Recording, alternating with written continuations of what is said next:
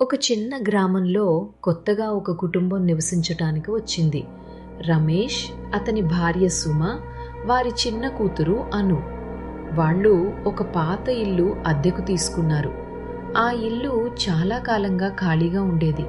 గ్రామస్తులు కొంచెం సందేహంగా చూసినా ఏమీ చెప్పలేదు. మొదటి రోజు అన్నీ బాగానే ఉన్నాయి. కానీ రెండో రోజు రాత్రి అను అకస్మాత్తుగా లేచి ఏడవడం ప్రారంభించింది. అమ్మా, ఎవరో నన్ను పిలుస్తున్నారు అని చెప్పింది. సుమ నవ్వుతూ అది కల అయి ఉంటుంది అని చెప్పి నిద్రపుచ్చింది. మూడో రోజు మళ్ళీ అదే జరిగింది. ఈసారి అను చెప్పింది, ఒక అక్క ఉంది, ఆమె నాతో ఆడాలని అంటోంది. ఇది విన్న సుమకు కొంచెం భయం వేసింది. కొన్ని రోజులు గడిచాయి. ఒక రాత్రి రమేష్ నీళ్లు తాగటానికి లేచాడు. హాల్లోకి వచ్చేసరికి అను ఒంటరిగా కూర్చుని ఎవరోతో మాట్లాడుతోంది.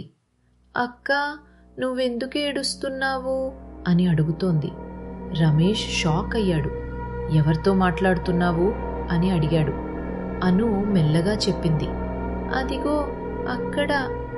రమేష్ చూశాడు, కానీ అక్కడ ఎవరూ లేరు. ఆ రాత్రి వాళ్ళిద్దరికీ నిద్ర పట్టలేదు. మరుసటి రోజు ఇంట్లో వింత శబ్దాలు వినిపించాయి. తలుపులు స్వయంగా కదిలాయి. గోడపై నీడలు కదిలినట్టు కనిపించాయి. సుమ భయంతో అన్నది, మనము ఈ ఇల్లు వదిలి వెళ్ళిపోదాం. అప్పుడు ఒక పొరుగువాడు వచ్చి నిజం చెప్పాడు. ట్విస్ట్. ఈ ఇంట్లో ఒక చిన్న అమ్మాయి ఉండేది. ఆమెను ఎవరో మోసం చేసి చంపేశారు. అప్పట్నుంచి ఆమె ఆత్మ ఇక్కడే తిరుగుతోంది. ముఖ్యంగా పిల్లలతో మాట్లాడుతుంది. ఇది విన్న వెంటనే రమేష్ కుటుంబం భయంతో వణికిపోయింది. ఆ రాత్రే వాళ్ళు ఇల్లు వదిలి వెళ్లాలని నిర్ణయించారు. వాళ్ళు బయలుదేరే ముందు అను ఒక్కసారిగా వెనక్కి చూసి నవ్వింది. అక్క, మేం వెళ్తున్నాం, నువ్వు వస్తావా అని అడిగింది.